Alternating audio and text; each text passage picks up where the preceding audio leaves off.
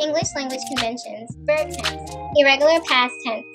ACT Foundations, question 126.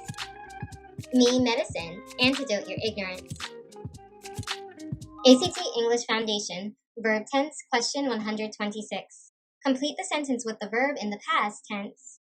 The deer blinked when it saw a car's headlights. The task here is to shift the tense of freeze to its simple past tense verb form.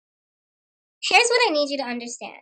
Most verbs are regular in the past tense. That means you follow a rule like add ed or add d to get the past tense form of the verb. Some verbs are irregular in the past tense.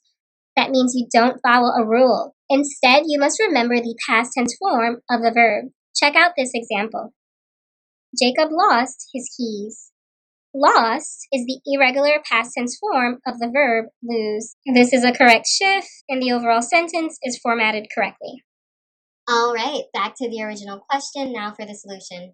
Froze is the simple past tense verb form of freeze. This is an irregular simple past tense verb form because it doesn't end in a D or an ED, so you'll have to commit it to memory.